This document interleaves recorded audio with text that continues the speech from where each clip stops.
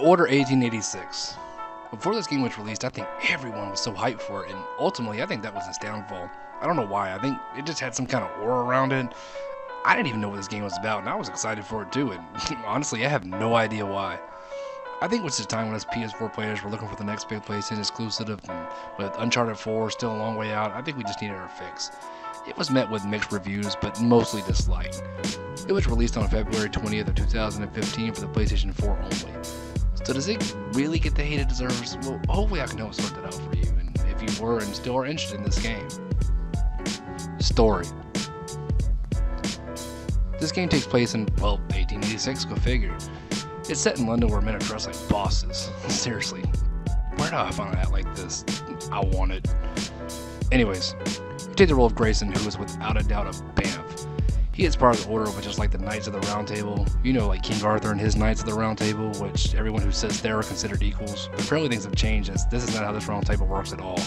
The Knights have been around for centuries and a long time and are able to be battle damaged and can heal quickly due to the black water. It's never quite explained what it is, but apparently you can live for a long time and it heals your wounds quickly as long as you take a sip from it when you're hurt. It doesn't make you immortal or anything, just helps you kill up your wounds quick, like, you know, Wolverine or Deadpool. You have a pretty good track record with the Order for pretty much being fucking awesome and demolishing anything that comes your way. But now you're held prisoner for your actions, which the game plays out and lets you find out how you got in this predicament. So apparently London is war-torn from the government and the Knights and the rebels, who are in somewhat of a civil war, if you will. Some rebels were captured and have escaped, and I guess they're on their way to prison or something like that, and you have to take them out. You meet up with Izzy. She is a protege of Grayson, and she has a heart out of coding and understands everything the Order stands for. She has feelings for Grayson's and lets them out here and there, but would never come out and say it. You fight alongside each other and meet up with another up-and-coming soldier for a spot at the Round Table named Marquise. He's not officially a knight, but he can hold his own. He's French and loves women. No stereotype there at all. So, you end up dealing with the rebels that were escaping and end up stumbling upon Lycans, which are basically werewolf half-breeds, half-human, half-werewolf. Your mentor, Sir Percival, who is the guy who taught you all that you know, finds it strange and would like to investigate a rebel stronghold held by the rebels. He's shot down by Chancellor Fuckface. Something. I can't remember his name, and he's a douche, so I'm just going to call him Chancellor Fuckface. Oh yeah, Izzy is his daughter, by the way. Sir Percival and Grayson are tasked with going on a mission and bring along Marquise and Izzy. Before going to meet up with them, you meet up with Tesla. Yes, that Tesla. Nikolai Tesla, the inventor of many great inventions that we still use today. He is apparently a helping hand to the Order by inventing many of their sci-fi weapons that shouldn't belong in that time and day, but Tesla apparently has great respect for Grayson and vice versa. They stumble upon plans for the rebels to board an airship where a chairman by the name of Lord Hastings is a big name in the government of London and kill him. You decide to take on this mission and protect him without permission of the Order. So once they get aboard the ship, it doesn't go as planned. Sir Percival ends up dying as a result. Marquise is knighted in and assumes Percival's seat at the Round Table. Chancellor Fuckface is being a douchebag and letting everyone know that Sir Percival's fault for biting the big one, basically calling him an idiot and it's all his fault he's dead. This doesn't sit well with Grayson, as Sir Percival, he considered him a brother. Grayson flips his shit just when the rebels attack the base of the Knights. He takes all his anger out with an assault rifle and fights through tons of rebels, killing tons of them on the way to the rebel base and confronts the rebel leader. Her name is Lasky. You know what? Let's just call her Indian Woman Love Interest. Indian Woman Love Interest tells him that there is something astir going on in the government and what he stands for. Him wanting some kind of answer for his mentor dead, he wants to know what it means, and he agrees to not killing her if she can show proof. So in doing so, you end up going to that place you were forbidden going against from Chancellor Fuckface, in turn to find out that they are harboring vampire corpses shipped around the world. And also find out that Lord Hastings is also a vampire himself, and all the people he kills to keep himself alive are being covered up by the myth of Jack the Ripper. And if you didn't know, Jack the Ripper was considered the first serial killer ever, and he was never apprehended. To this day, there's no clear distinction if he actually existed or it was just a myth. The killings happened, no doubt, but no suspect was ever apprehended. Clever 1886. Clever girl. Izzy apparently followed you through and saw you interacting with the rebel leader, and her being so all about the order and all it stands for, and plus having a thing for Grayson, gets pissed and thinking you're betraying what you and her stand for, and plus thinking you and this chick are having a little something something. You try to have the story ran by Chancellor Fuckface, but he's not buying it. So you obviously have to turn in some more proof. You team up with Alistar, who is son of Chancellor Fuckface and brother to Izzy. He agrees to help you find the proof you need by going to Lord Hastings' place. Indian woman love interest shows up and she wants to help. She brings alongside a rebel sidekick for her help. You find out Lord Hastings really is a vampire as he's feeding on the rebel sidekick. Indian woman love interest escaped, and it turns out that Alistar is really a Lycan. You know, one of those half-breed werewolf things. You are set up to look like you tried to assassinate Lord Hastings. Also, Izzy backing up the story that she saw you working with the rebel leader. So, you're imprisoned and tortured, which pretty much brings us full circle back to where the game started, and you find out that's why the reason you're locked up. You take a dive off a bridge and you make a half-assed escape, and you're rescued by Tesla. Tesla apparently has been working with the rebels as well as he has known the secret all along. You finally recover, and when ready, after a few days of recovery, you plan on to rescue Tesla from the Order as he helped you survive. You finally get to him in his laboratory to find out Alistar has found out that he is helping the rebels, and also that Grayson survived, but Tesla used one of his gadgets on him and was able to survive until you showed up. You pull out Tesla and you're determined to kick his ass as he's the one who was truly evil, framed you, tried to kill you, had you tortured, etc., etc. So you end up defeating him when Chancellor Fuckface shows up and tells you that Alistar isn't really his real son, that he killed his father years ago and adopted him. He tasked you to kill him as he knew the entire time, but he couldn't do it just because he looked at him as his son and he couldn't go through with it.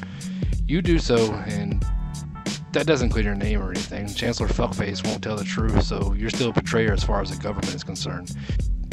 And well, that's pretty much where the story ends. It leaves you on a cliff note, and now Grayson stands upon a tower looking over London to extract his revenge and put what's wrong is right. Okay, Batman. Honestly, I felt the story was boring, and I just don't care for werewolves and vampires. It's just not my thing. Not to say there isn't someone out there who loves this shit, it just isn't for me. You may love it, I just don't get the appeal of it. Even outside of that, no matter how much I wanted to like this story, I just couldn't. Graphics. Holy shit. Just look at it. Man, beautiful. If there's one thing this game got completely right, it was in the looks department. The textures, facial expressions, the way the sun would gleam off of shiny objects, rain falling, lightning. It has the whole package. I absolutely adore games that go straight from a cutscene to gameplay. More of this, please. As far as the technical standpoint and gameplay, no issues to report. There were silly minor things where I would say an item would clip on a jack of a character, but that was really nitpicking, and you would really have to twist my arm to say it bothered me. I noticed it, but man, A++, without a doubt. This is what next gen should like. But none of this matters if the gameplay sucks, right? So, up next, gameplay. The Order 1886 is a third-person cover-based shooter.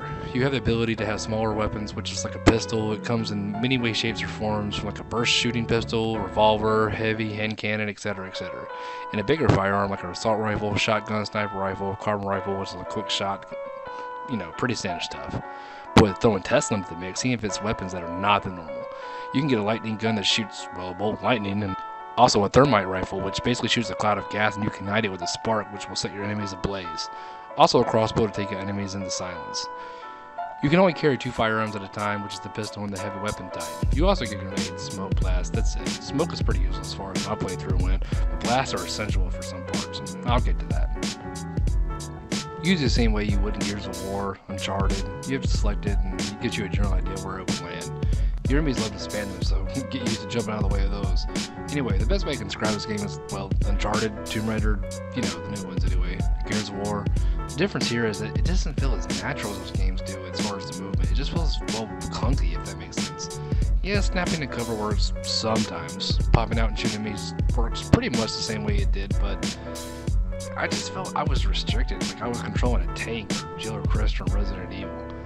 Don't get me wrong, it works. There were times I was enjoying massacring the bad guys, but there were moments that were so frustrating, like certain corners I couldn't snap onto, and these sections where you have to hold a lantern where the whole cover mechanic goes right out the window. So you have the standard enemy types. They have a pistol or assault rifle, and as long as you use cover and common sense, you're all good. But every once in a while, you would get these shotgunners. They were there to switch with the gameplay, and I get it. Let's have different enemy types. Cool, but fuck, they were so cheap and bullshit. They were usually covered in armor, and they would take a lot of firepower to put them down.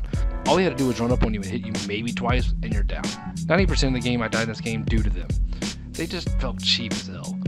Going back to the grenades, if you had a blast one, you would need to use it just right to take them down. These would cause difficulty spikes out of nowhere and bring the gameplay to a screeching halt.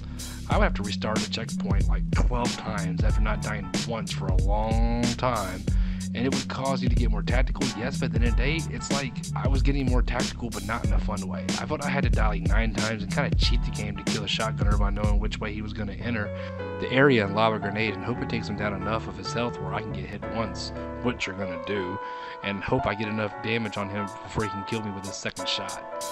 You also have these lichens of the werewolves, which were supposed to be the selling point of this game, but not impressed. They were all pushovers. You just shoot the shit out of them when they show up, and if they charge, you hit the dodge button and done. No damage is going to incur. Too easy. Tons of quick time events in this game. I don't hate them as much as everyone else does. I'm okay with them if they're done right, but if you're not a fan of them, just know this game is riddled with them. From using boss fights, to long cutscenes out of nowhere where you're supposed to press a button or you die, to a full 3 minutes of dialogue where you use it to interact, to making a cutscene continue, to ending the game with the final boss. It has it all as far as quick time events go. I don't mind quick time events, but I never understood how I could watch a cutscene for 4 minutes with none and the next time it's filled with them. I never know when to be on my guard or ready to press buttons, so I could just sit back and watch a cutscene, or I needed to be prepared to press buttons. Some require you to move your cursor over a target and then press the desired button. I failed these about 50% of the time, but the game was pretty forgiving and would start you right back where you needed to. There were a few times the game switched up its style and required you to do sneaky missions and not be detected. I was cool with it, but shit, it was so unforgiving and unfair. While sneaking on someone, you had to hit the button just at the right time, and if you failed, you started all over. I mean, all over. Sometimes I would be in cover and they would notice me, and sometimes they wouldn't, and it never gave me a clear distinction of what worked and what didn't. Gratefully, this only happens a few times, but the last time it happens is like a solid mission, like 30 minutes of it. And at least at this point, you get the crossbow, which you can take out enemies from a distance. Just like every other game nowadays, you take a little damage, no problem, hide behind some cover, recover, and you're all good. Take too much damage and you're going down. So back to that black water stuff. You have a vial that's around your neck, and if you end up going down, you take a sip of it and you can recover and get back up. You get the chance to do this once per level, and after you use it, it's gone.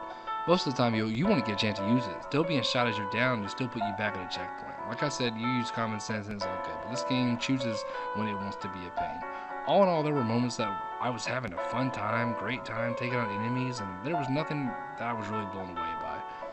The gameplay was pretty average at best. It works, don't get me wrong, but there are points where you will literally want to take your controller and just throw it. Hold back, don't do it, just scream and cuss. There's nothing here that hasn't been done already and done better at that. Recommendation. The Order 1886 is average at best. Yes, it completely excels in the graphical department, but there isn't anything here other than that and everything here that's been done before. Does it get the bad rap it deserves? Well, to me, no. I think it just had way too much hype built up around it and it just didn't live up to that hype. The story didn't do anything for me. Towards the end, I felt like it was just a chore to end it, and that isn't anything a story should make me feel. I felt no desire to want to play more. There was no drive in it to make me feel this is what I want to do right now. The story leaves more to be desired, and out of all of it, I feel like I was watching more and, interacting with cutscenes and actual gameplay. This may not be the case, but that's how I felt when the credits rolled. I bought this game for $30, half the asking price of the initial release, and I believe that's not what it's worth. I picked it up months ago and played an hour of it and got pulled away from it as it just didn't hold my interest for long. I feel like I picked it up just to kind of validate my purchase. My run through clocked in at about 6 hours. To me, it was short and sweet. It got its point across and I didn't need any more, and even if it had more to offer, I didn't want it. The game of it is there's more to come. Unless it's super cheap, around $10 or less, I'm not interested. I think now it's around $20, and to me that's still too much, unless you're just dying to see what's here, and trust me, there isn't much. If it gets around $10, I'd say go for it. I think that's a fair price. I feel that's about what it's worth. AAA title, this is not. It's a clone of all third-person shooters, and not done as good as other ones, and there are so many other ones that are worth your attention way more, if you haven't played them anyway. On the other hand, if basic third-person shooters, werewolves, and vampires set in 1800s type London atmosphere is your thing, and a shit ton of quick time events, go for it. You won't be disappointed. This is kamikaze Soundwaves. Hope you enjoyed the review. I can't wait to tell you about the next game I'm going to play. Thanks for watching, and I'll see you next time. Later.